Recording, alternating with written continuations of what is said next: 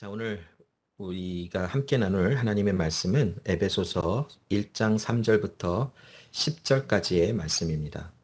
신약성경 에베소서 1장 3절부터 10절까지의 말씀을 제가 읽고 하나님의 말씀 나누겠습니다. 에베소서 1장 3절부터 10절의 하나님의 말씀입니다. 찬송하리로다 하나님 곧 우리 주 예수 그리스도의 아버지께서 그리스도 안에서 하늘에 속한 모든 신령한 복을 우리에게 주시되 곧 창세전에 그리스도 안에서 우리를 택하사 우리로 사랑 안에서 그 앞에 거룩하고 흠이 없게 하시려고 그 기쁘신 뜻대로 우리를 예정하사 예수 그리스도로 말미암아 자기의 아들들이 되게 하셨으니 이는 그가 사랑하시는 자 안에서 우리에게 거저 주시는 바 그의 은혜의 영광을 찬송하게 하려는 것이다. 우리는 그리스도 안에서 그의 은혜의 풍성함을 따라 그의 피로 말미암아 속량 곧 죄사함을 받았느니라. 이는 그가 모든 지혜와 총명을 우리에게 넘치게 하사 그 뜻의 비밀을 우리에게 알리신 것이요 그의 기뻐하심을 따라 그리스도 안에서 때가 찬 경륜을 위하여 예정하신 것이니 하늘에 있는 것이나 땅에 있는 것이 다 그리스도 안에서 통일되게 하려 하시니라. 아멘. 자, 우리 그 기독교적인 세계관의 그 주제로 다시 돌아가서 오늘은 구속에 대한 말씀을 이제 나눠보려고 합니다. 지금까지 우리가 그 그리스도의 세계관 그 말씀을 나누면서 창조와 타락에 관한 말씀을 이미 나누었습니다. 기독교적인 세계관을 우리가 크게 세 개로 나눠본다면 창조와 타락과 구속이라고 하는 세 개의 또한 주제로 나눠볼 수 있다고 나누었죠. 그래서 우리가 이미 창조와 타락에 관해서는 나누었고 이제 오늘 이 시간부터 또 구속에 관한 말씀을 오늘 나눠보려고 합니다. 우리가 이 기독교적인 세계관에 대해서 다시 한번 이제 돌아가서 말씀을 나누면서 기독교적인 세계관은 과연 무엇인가라고 하는 것을 다시 한번 좀 복습을 해보는 시간을 좀 가졌으면 합니다. 기독교적인 세계관은 우리가 무엇을 믿는가, 또 그 믿는 그 삶을 통해서 세상을 또 모든 일들을 어떻게 바라보는가라고 하는 것이 기독교적인 세계관이라고 할 수 있을 것 같아요. 우리가 어떤 믿음을 가지고 또 어떤 것을 그 마음에 이렇게 가지고 세상을 바라보는가, 또 세상을 이해하는가라고 하는 이 모든 것이 세계관에 관한 이야기. 그러면 기독교적인 세계관이라는 것은 우리가 예수 그리스도를 믿는 믿음 안에서 이 세상을 바라보는 또 이 세상의 모든 것을 이해하는 어떤 그런 것을 기독교적인 세계관이라고 할 수 있겠지. 즉, 기독교적인 세계관이라는 것은 우리가 하나님을 어떻게 믿고 있는가에 따라서 또 하나님을 어떻게 알고 있는가에 따라서 이 세상을 바라보는 관점과 이 세상을 또 이해하는 어떤 그런 방향이 다를 수 있다라고 하는 것을 이야기해 주고 있어요. 우리가 지금까지 나눈 기독교적인 세계관의 토픽에서 나눈 말씀들을 살펴보면 하나님께서 이 세상을 창조하시고 하나님께서 이 세상을 만드셨다라고 하는 것을 우리가 말씀을 통해서 나누었지요. 이스라엘 사람들에게 하나님께서 이 세상을 창조하신 이는 하나님이시다라는 것을 알려주셨어요. 그 당시 그 모세가 또 이스라엘 백성들에게 하나님의 말씀을 증거하고 이제 이스라엘 사람들을 애굽에서 광야를 거쳐 가나안 땅으로 들어갈 때에 그 주변에 많은 사람들 또 많은 나라들이 가지고 있었던 신앙과는 다신론이었었어요.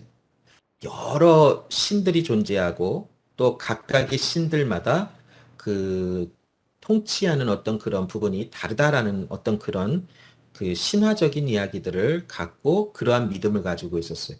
그래서 어떤 신은 뭐 해와 달과 뭐 별들을 각각의 뭐 이렇게 통치하고 어떤 신은 비를 통치하고 또 어떤 신은 또 풍요를 이렇게 주기도 하고 또 어떤 신은 죽음을 통치한다라고 하는 어떤 그런 그 어떤 신화적인 생각들을 가지고 살았던 많은 주변의 사람들이 있었지.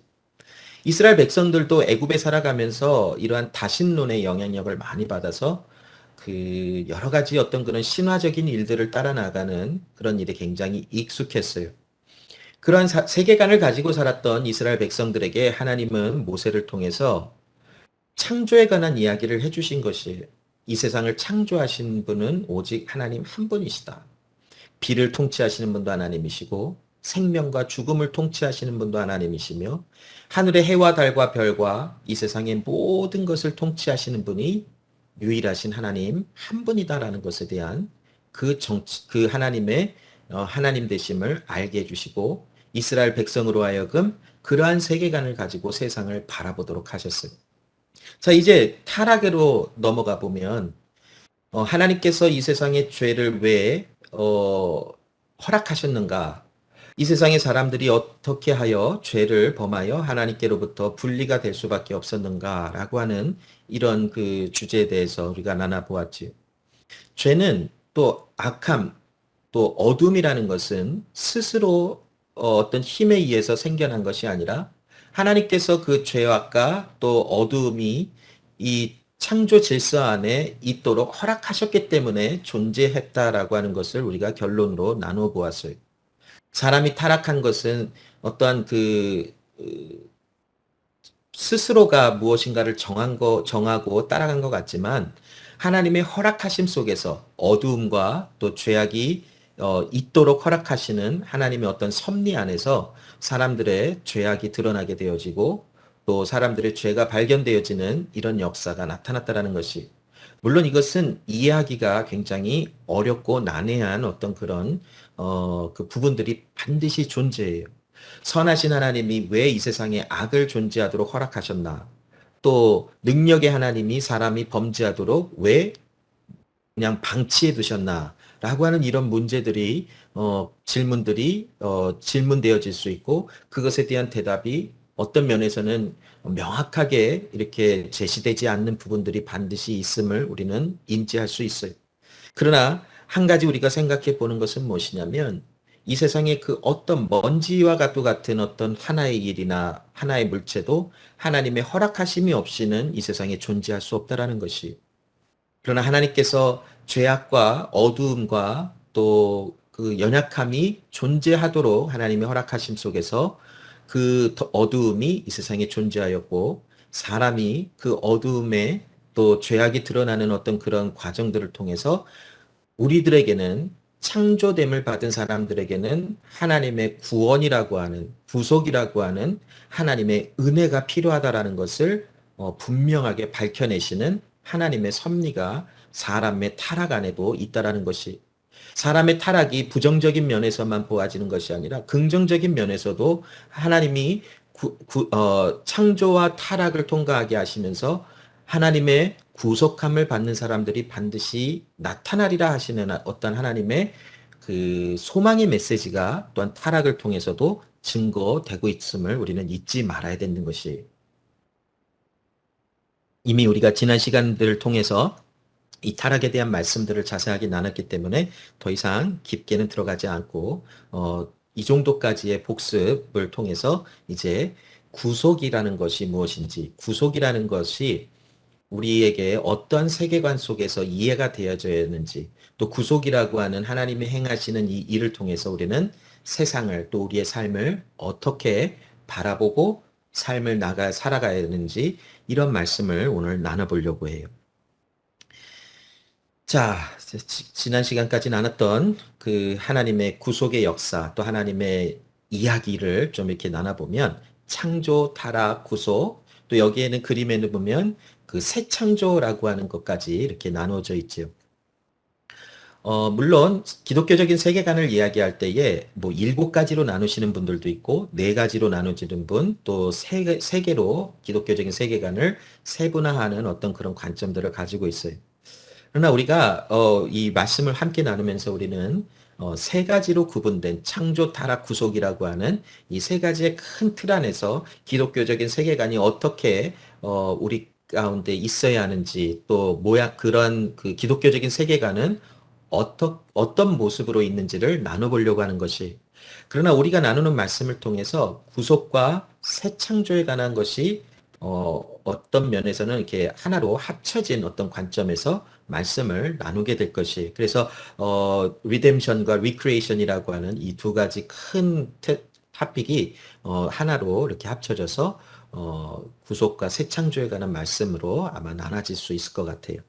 자, 그러면 과연 구속이라는 것을 우리가 기독교적인 세계관적인 관점 안에서 어떻게 이해하는 것인가? 과연 구속이라는 것이 하나님께서 우리들에게 행하신 이 리뎀션이라고 하는 이것이 어떻게 이해가 되어져야 되고 그 의미는 무엇인가를 우리가 좀 살펴보려고 해요. 자, 의미를 안다라는 것은 단순히 그것을 지식적으로 그냥 구속에 관한 지식적인 면을 알고 있다라고 해서 끝나는 것이 아닌 것 같아요. 기독교적인 세계관이라고 하는 큰 토픽과 연결된 구속이라는 것을 우리가 그 의미를 안다라는 것은 그 구속이라고 하는 엄청난 비밀을 하나님께서 우리에게 알게 하심으로 우리의 삶 속에 어떤 변화가 일어나는 것까지를 알고 우리의 삶 속에 그런 변화가 적용되어지는 것까지 우리가 바라볼 때 진정한 구속의 의미가 무엇인지를 안다라고 할 수 있지 않을까요? 자, 그러면 구속이라고 하는 것이 과연 무엇인가 하는 것을 좀 성경을 통해서 좀 나눠보고 살펴보려고 해요. 마가복음 10장 45절에 보면 인자가 온 것은 섬김을 받으려 함이 아니라 도리어 섬기려 하고 자기 목숨을 많은 사람의 대속물로 주려 함이라라고 나오고 있어요. 여기 영어 성경에 보면은 대속물이라고 하는 것은 그것을 영어 성경에 표현해 보면 랜섬이라고 하는 것으로 표현해 두었지요. 자, 우리가 랜섬이라고 하는 것을 우리가 생각할 때에 쉽게 이렇게 다가오는 이미지는 이런 것 같아요. 어떤 누군가가 어떤 다른 사람에게 납치가 되어져서 이렇게 자유와 또 모든 것을 빼앗기고 억압된 상태에 있을 때에 또 다른 누군가가 이 잡혀 있는 사람을 그 억압과 자유가 없는 곳에서 풀어주어서 자유롭게 하려고 무엇인가를 대가를 지불하는 것을 말할 때 우리가 랜섬이라고 하는 말을 쓰지요. 예수님께서 이 세상에 오심이 바로 목적이 바로 그러하다라고 말씀하고 계세요. 예수님께서 이 세상에 오신 것이 많은 사람의 대속물로 많은 사람들이 죄와 사망과 죽음의 이 종노릇하여 그곳에 갇혀 있는 어떤 그런 삶을 살아가는 삶 속에서 예수님이 오셔서 스스로를 랜섬으로 대속물로 내어 주셔서 그 갇혀 있고 사망과 죽음에 잡혀 있는 사람들을 자유케 하시기 위하여 이 세상에 오셨다라고 하시는 예수님의 이 세상에 오신 사람의 모양으로 오신 그 목적을 분명히 전하고 계세요.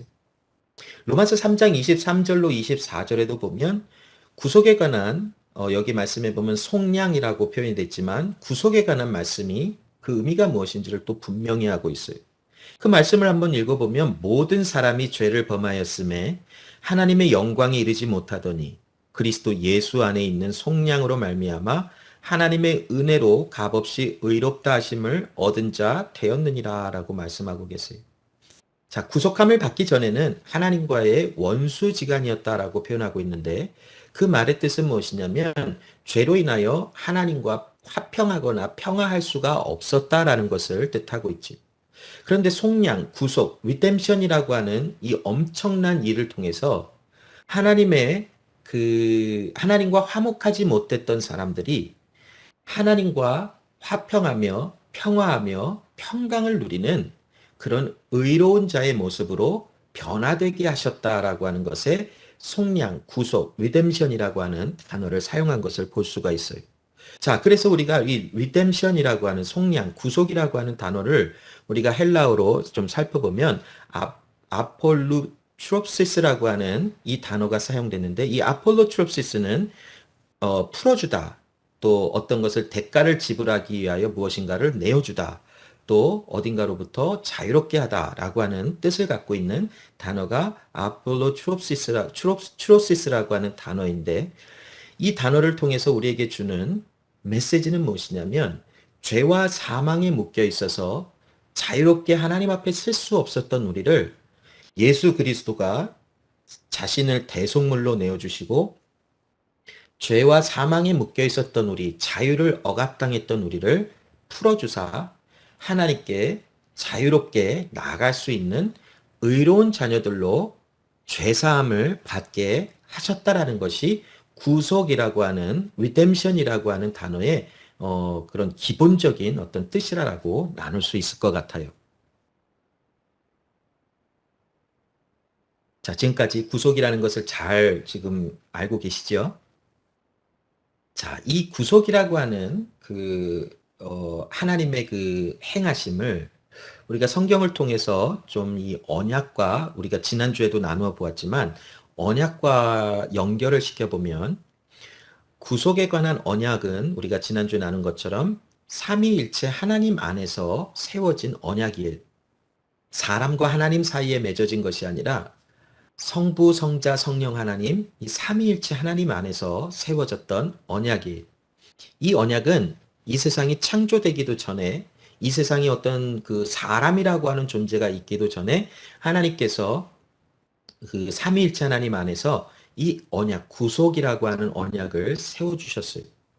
이것은 무엇이냐면, 성부, 성자, 성령 하나님께서 정하신 것이 무엇이냐면, 성자 예수 그리스도, 예수 그리스도를 이 세상에 사람을 대표하는 자로 보내셔서 그 예수 그리스도가 하나님의 그 행위에 대한 언약의 모든 것을 순종하게 하심으로 우리에 대한 죄에 대한 값을 지불하시고 우리를 살리시기를 원하시는 하나님의 언약을, 이 삼위일체 하나님의 그 사이 안에서 세워놓으신 언약이 바로 The Covenant of Redemption이라고 하는 것이, 즉 이것은 하나님께서 사람과 정하신 어떤 언약이 아니라 삼일체 하나님께서 이 세상을 만드시기 이전에, 태초전부터 하나님께서 정하신 하나님의 행하심에 대한 어떤 언약이라는 것이, 그러므로 이 구속은 사람이 죄를 범하여 하나님께서 급작스럽게 내가 이 사람들을 구원해야 되겠다, 구속해야 되겠다라고 정하신 것이 아니라, 이 세상이 만들어지기도 전에, 이 세상에 아무것도 존재하지 않는 그때부터 언제인지는 우리가 그 하나님의 시간을 다 이해하지 못하기 때문에 우리가 지금 나눌 수 있는 어떤 그 지식에 대한 수준은 태초전에, 이 세상이 창조되기 전에 하나님께서 삼위일체 하나님 사이에 언약을 세우셨는데, 그게 바로 사람을 구속하리라라고 하시는, 리딤 하신다라고 하는 이 언약을 세우셨다라는 것이, 자, 그 말씀이 오늘 본문에도 기록이 되어져 있어요. 3절부터 6절에 보면 특별히 4절 말씀을 한번 볼까요? 곧 창세 전에 그리스도 안에서 우리를 택하사 우리로 사랑 안에서 그 앞에 거룩하고 흠이 없게 하시려고 그 기쁘신 뜻대로 우리를 예정하사 예수 그리스도로 말미암아 자기의 아들들이 되게 하셨으니 이는 그가 사랑하시는 자 안에서 우리에게 거저 주시는 바 그의 은혜의 영광을 찬송하게 하려는 것이라 라고 말씀하고 계세요. 자, 이 4절부터 6절의 말씀에 보면 창세전에 하나님께서 우리를 그리스도 예수 안에서 택하셨다라고 말씀하고 계세요. 이 세상에 나라고 하는 존재가 살아가기도 이전에 하나님께서는 나를 아시고 나라고 하는 존재를 예수 안에서 발견되게 하시고 예수 안에서 더러움도 없고 흠도 없고 의로와 하나님의 그 영원한 나라에서 함께 살아갈 수 있는 자로 정하셨다라고 하시는 말씀이, 그래서 3절로 돌아가 보면 그리스도 안에서 하늘에 속한 모든 신령한 복을 우리에게 주신다라고 하시는데, 이 신령한 복이라는 것은 우리에게 어떤 것을 알려주냐면 그리스도 예수 안에 있는 그 생명을 이야기하고 있어요.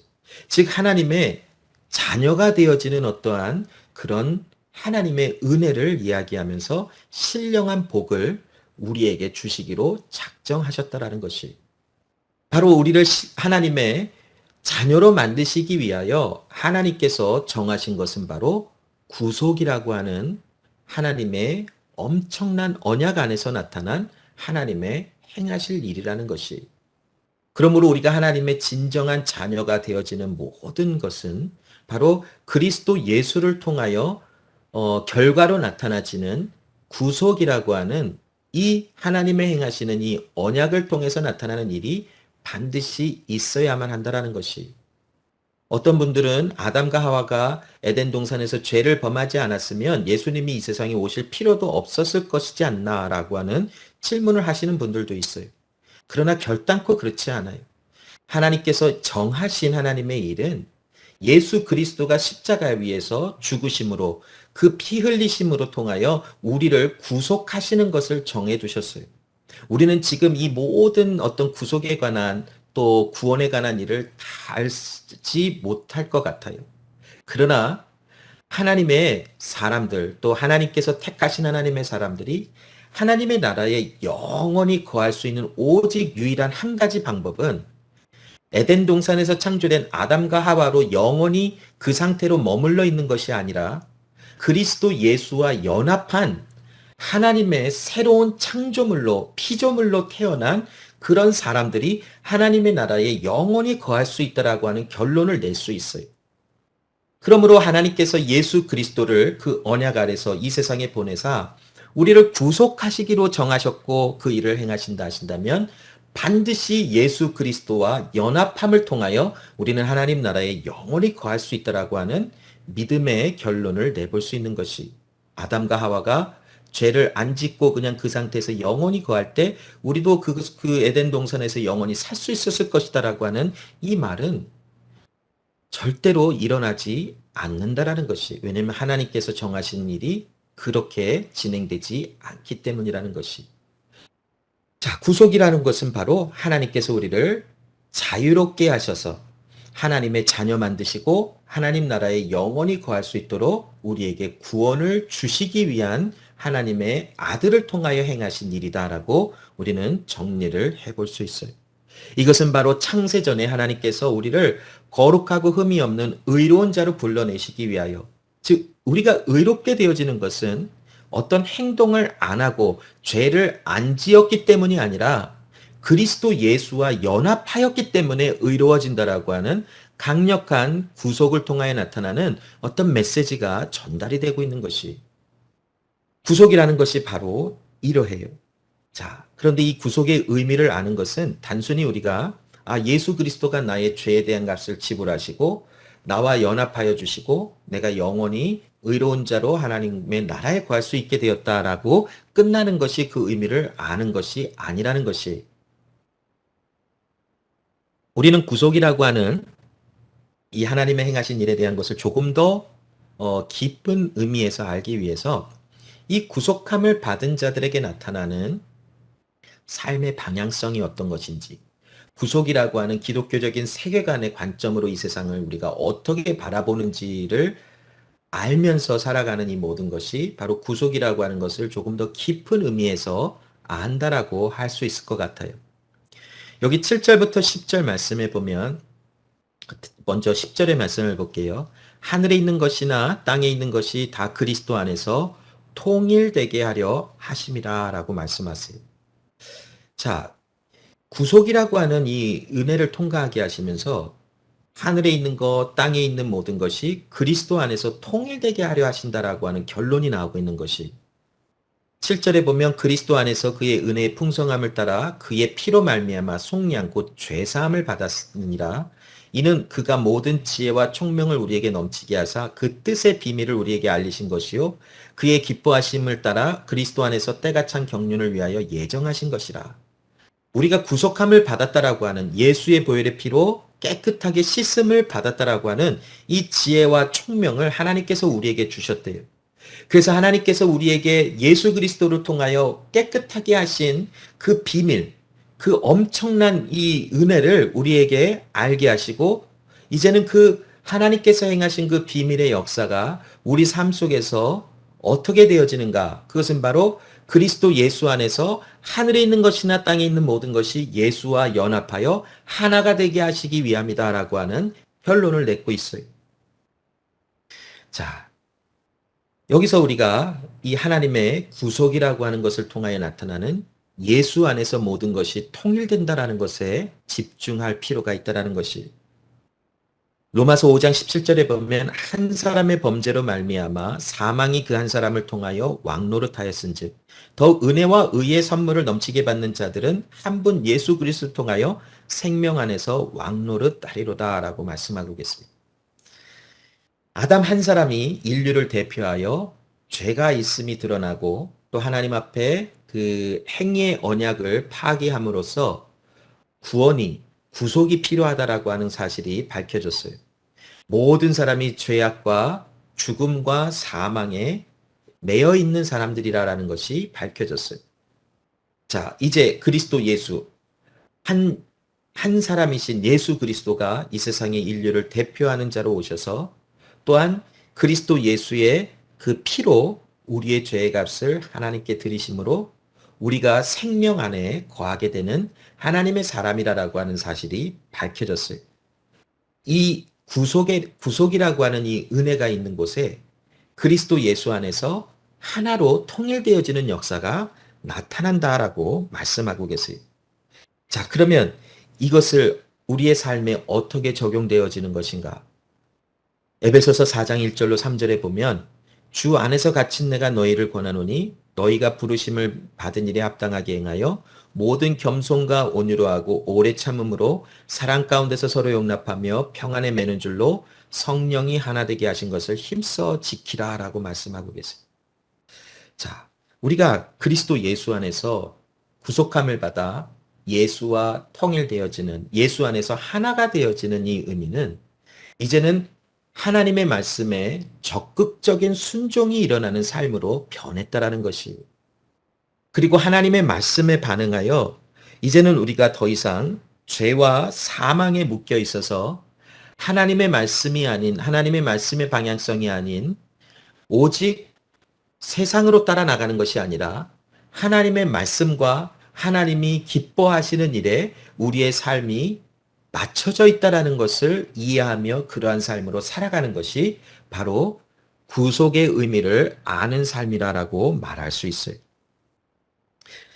우리가 하나님의 구속함을 받았다라는 것은 우리의 삶 속에 굉장히 큰 변화가 일어난다라는 것이 하나님께서 하나님의 원수되었던 우리를 하나님과 화평하고 평화되어지는 어떤 평강의 어떤 그런 그 중보자로서 우리에게 오셔서 그 화평을 이루어내시는 것처럼 이제 우리가 이 세상을 살아가면서 그 예수와 연합된 사람들로서 교회의 공동체 안에서 믿음의 형제 자매 안에서 평안에 매게 하시는 성령의 행하심을 따라 우리가 하나 되어지는 것을 힘써 지키는 삶의 방향성이 우리 삶에 있어야 된다라는 것을 말씀하고 계시며 구속의 의미를 안다라는 것은 바로 그러한 하나님께서 하나 되게 하신 것을 힘써 지키는 일에 우리의 삶을 내어주는 그런 모습이 있는 것이 구속의 의미를 진정 다 아는 삶이라고 할 수 있다라는 것이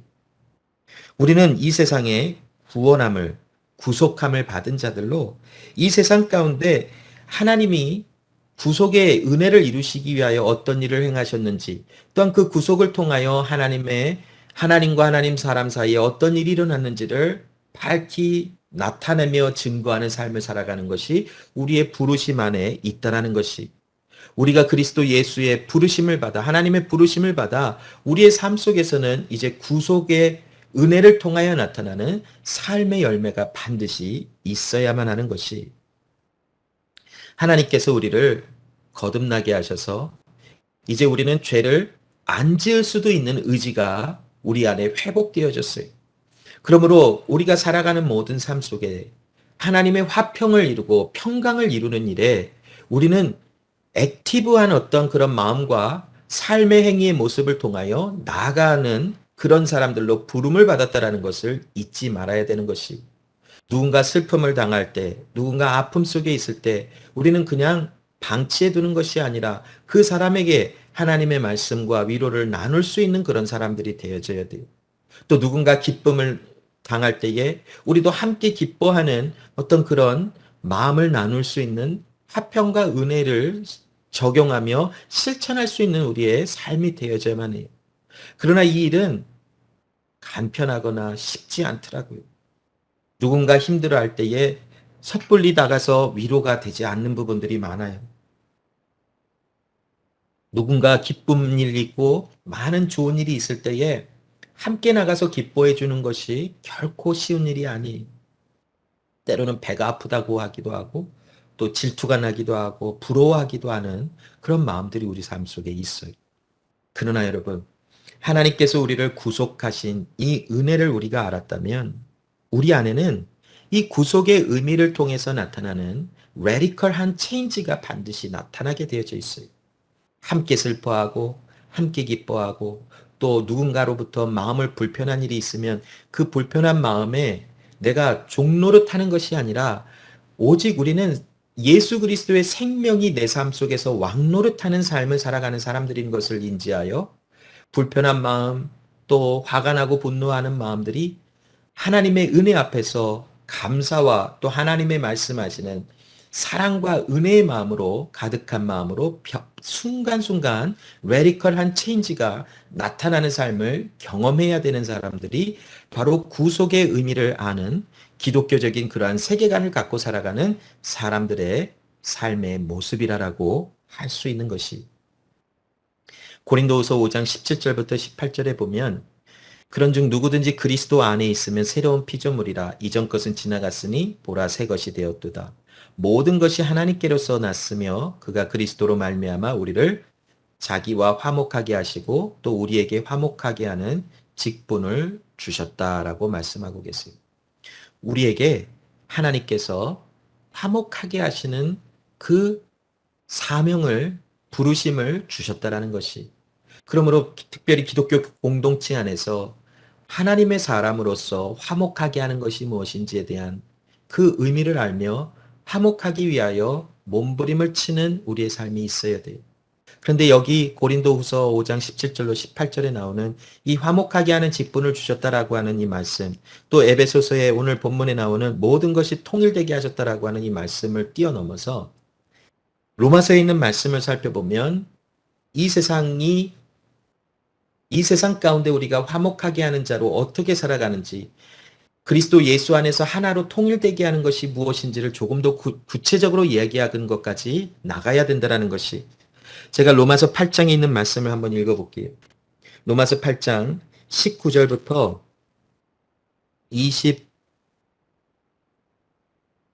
23절까지의 말씀을 제가 한번 읽어보면 이런 말씀이 있어요. 피조물이 고대하는 바는 하나님의 아들들이 나타나는 것이니 피조물이 허무한데 굴복하는 것은 자기 뜻이 아니요 오직 굴복하게 하신 이로 말미암음이라. 그 바라는 것은 피조물도 썩어짐의 종노릇한 데서 해방되어 하나님의 자녀들의 영광의 자유에 이르는 것이니라. 피조물이 다 이제까지 함께 탄식하며 함께 고통을 겪고 있는 것을 우리가 아느니라. 그뿐 아니라 또한 우리 곧 성령의 처음 익은 열매를 받은 우리까지도 속으로 탄식하며 양자될 것을 곧 우리 몸의 속량을 기다느니라 라고 말씀하고 계세요. 자, 여기에 말씀해 보면 피조물, 사람뿐만이 아닌 모든 이 세상에 창조된 것이 하나님의 아들들이 나타나기를 기대한다라고요. 하나님의 아들들이라는 것은 바로 구속함을 받은 하나님의 사람들이 나타나기를 기다린대요. 물론 사람이 아닌 어떤 다른 피조물에게는 그 특별히 물건이나 뭐 하늘이나 땅이나 뭐 나무나 물, 뭐 이런 돌 이런 것에 생명이 있어서 뭐 하나님의 사람들이 나타나는 것을 사람처럼 기대하거나 뭐 이렇게 하는 것은 아닐 것이. 그러나 이 말씀을 통해서 의인화하여 이 모든 세상이 하나님의 아들들이 나타나는 것을 기대한다. 즉 이것은 무엇이냐면 구속함을 받은 하나님의 사람들이 그리스도 예수 안에서 통일되어지는 것을 기대한다라고 하는 강력한 메시지를 전해주는 것이 피조물이 허무한데 굴복하는 것은 자기 뜻이 아니 오직 굴복하게 하신 이로 말미암음이라. 이 땅과 모든 세상이 저주 가운데 있는 것은 스스로가 원했거나 아니면 그것에 그 굴복했기 때문이 아니라 하나님의 뜻 가운데 사람의 타락으로 말미암아 땅이 저주를 받고 모든 삶에 이 세상이 질서가 무너지는 어떤 것을 경험하는 것처럼 이 세상이 사람의 타락으로 말미암아 이 세상도 함께 타락하였다라는 것을 알려주고 있어요. 자, 피조물이 썩어짐의 종노릇한 이 죄와 저주에서 해방되어 하나님의 자녀들의 영광의 자유에 이른다라고 말씀하고 있는데, 즉 하나님의 사람들이 회복되어 구속함을 통하여 그리스도 예수 안에 통일되어지는 은혜를 통해서 이 구속의 은혜를 통해서 이 세상도 회복되어지고 다시 하나님의 그 창조의 어떤 그 아름다움으로 돌아간다라고 하는 말씀을 주고 있지요. 피조물들이 다 이제까지 함께 탄식하며 함께 고통을 겪는 것을 우리가 아느니라. 이 세상의 모든 것이 하나님의 구속함을 받은 자들의 그 나타남을 기대하고 있는 것처럼 우리는 더욱더 성령의 처음 익은 열매를 받은 그리스도 예수의 생명을 받은 하나님의 사람들로서 하나님의 양자되는 것, 즉 몸의 속량, 구속함을 받은 자들로 나타나기를 항상 마음속에 간절히 소원하는 마음으로 살아가는 것이다라고 하는 것을 사도 바울이 말하고 있습니다. 자, 이 말씀을 좀 연결해 보면 이래요. 하나님께서 우리를 화목하게 하는 직분을 주셨다라는 것은 단순히 뭐 친하게 지낸다 아니면 잘 지낸다를 떠나서 이 모든 만물이 그리스도 예수 안에서 하나로 통일되어지는 것을 하나님 말씀하시는 것을 바라봐야 돼요. 즉 이렇게 적용해 볼 수 있어요. 우리가 직장에서 일을 할 때에 하나님의 말씀의 기준이 나타나는, 즉 예수와 통일되어졌잖아요. 그리스도 예수 안에서 발견되어지는 어떤 하나의 의로운 모습으로 발견되어지는 어떤 하나의 공동체적인 모습을 이야기하시는 것처럼 우리의 삶에 직장에 있든 가정에 있든 혼자 무엇을 하든 어떤 일을 하든 우리의 삶 속에 그리스도 예수를 통하여 하나님과 하나 된 화평을 이룬 모든 삶의 아름다움이 우리 삶에 나타나야 하는 직분을 우리가 받았다라는 것이, 즉 구속함을 받았다라는 것은 하나님께서 예수 그리스도의 피로 나를 죄 사함을 해 주셨고 그로 말미암아 내가 하나님의 자녀가 되었다 라는 것을 그냥 아는 것으로 끝나는 것이 아니라 이 그리스도의 구속함을 통하여 이 세상 가운데 화목하게 하는 직분을 주신 것으로 이 세상에 존재하고 있다라는 삶을 통해서 실질적인 실존적인 삶을 통해서 하나님과 화목된 사람의 삶의 기준이 우리 삶 속에 나타나야 한다라는 것이 구속이라는 것을 안다라고 말할 수 있다라는 것이. 그러므로 여러분, 직장에서 일을 하는 것이 단순히 고통을 주기 위함이 아니, 물론 힘들 때도 있어요. 어려울 때도 있어요. 또 직장에 나가서 일하기가 싫을 때도 있어요. 그러나 그 직장이라고 하는 일터에서의 삶의 현장이 하나님과 내가 화목하게 되었음을 선포하는 직분을 행하는 그런 사역의 현장이 되는 것이, 가정이 그렇고요. 우리의 개인적인 삶이 그렇고 친구와의 만남이 그렇고 세상의 그 어떤 곳에서 존재하며 살아가는 모든 삶이 바로 하나님께서 우리에게 화목하게 하신 직분을 주신 사역의 현장이 되어지는 것이, 구속으로 말미암아 우리가 그런 새로운 피조물로 새 생명을 받은 삶으로 변화를 받았어요.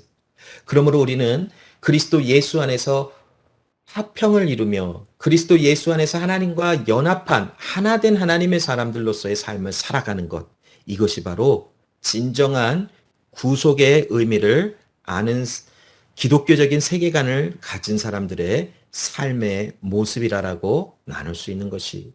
그러므로 여러분, 내일 또 일터에 나가는데 또 일 나가는구나 라고 생각하는 것이 아니라 행복한 마음과 감사한 마음으로 또 내가 사역의 삶의 현장에서 내가 하나님과의 화평을 이루며 화목한 상태에 있는 사람인 것을 증거하는 나의 삶의 사역의 현장이다라는 마음을 가지고 나가는 것이, 그곳에서는 하나님이 놀라운 일을 행하시며 나라고 하는 존재를 통하여 하나님이 어떤 분이신지를 많은 사람들에게 알게 하며 많은 사람들로 하여금 하나님을 발견하게 하는 그 구속의 의미를 또한 전달하게 하시는 하나님의 은혜가 나타나게 하시는 은혜가 우리의 삶에 존재하고 있다는 것이.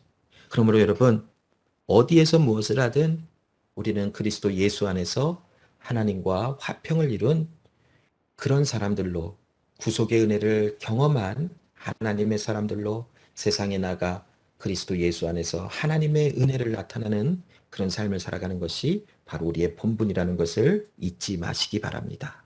기도하겠습니다. 사랑의 하나님, 감사합니다.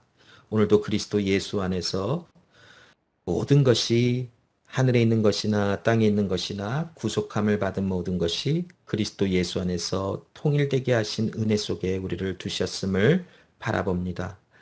이제 앞으로 그리스도 예수께서 다시 이 세상에 오실 때 모든 것이 완성되겠지만, 그러나 그 시간까지 우리는 이미 우리 안에 존재하고 있는 이 하나님의 나라, 통치, 또 하나님의 생명이 우리의 삶 속에서 왕노릇하고 있는 화평의 은혜 속에 있는, 구속의 은혜 속에 있는 하나님의 사람이라는 것을 잊지 말게 하시고, 우리의 삶을 살아가는 모든 삶 속에 구속함의 은혜를 통하여 나타나는 삶의 열매가 많이 나타나게 하여 주시고, 때로는 실패하고 넘어질 경우도 있으나 그때에도 하나님께로 다시 돌아가 나를 세우시고 나를 구속의 은혜 속에 온전히 세우시는 주의 은혜를 바라보며 하나님 다시 한번 일어설 수 있는 은혜가 있게 하여 주시옵소서. 또한 하나님, 특별히 믿음의 공동체 안에 화평을 이루며 소망 가운데 하나가 되어지는 일에 힘쓰게 하시고, 슬픔을 당할 때, 기쁨을 당할 때 진정으로 함께 기뻐하고 함께 슬퍼하는 그런 마음들이 우리 가운데 있게 하시고, 함께 주의 성령 주시는 마음으로 하나 되어지는 놀라운 은혜가 믿음의 공동체 안에 있게 하여 주시고, 세상에 나가 하나님 이 화목케 하는 직분을 우리에게 주셨으니 이제 세상에 하나님의 아들 예수 그리스도 안에 통일되어질 것을 소망 가운데 바라보며 내가 살아가는 모든 삶의 방식이 그리스도 예수 안에서 구속함을 받은 삶의 기준으로 살아가는 삶이 될 수 있도록 역사하여 주시옵소서. 주신 은혜에 하나님 감사함으로 우리의 삶을 구별하여 하나님께 올려드립니다. 물질을 통하여 또 삶의 시간과 우리의 삶의 모든 것을 구별하여 하나님께 올려드리며, 하나님께서 우리의 삶의 주인이시며 나의 하나님이심을 고백하며 나아갑니다. 하나님의 손에 들려진 하나님 예수 그리스도 안에 발견되어진 우리의 삶이 하나님의 영광과 하나님의 또한 크심으로 하나님 나타나게 하여 주시고, 우리 하나님께서 우리의 삶을 통하여 새 일을 행하시는 모든 것이 우리의 삶을 통하여 증거되며 전달되어질 수 있도록 도와주시옵소서. 하나님, 일주일 동안도 세상에 나아가 하나님의 사람으로서 구속함을 받은 하나님의 사람들로서의 삶을 온전히 살아가게 하시고, 또한 그 모든 은혜 가운데 하나님 서로 화평하기를, 화목하기를 힘쓰는 우리 모든 삶들이 될 수 있도록 역사하여 주시옵소서. 감사드리며 살아계신 예수 그리스도 이름으로 기도합니다. 아멘.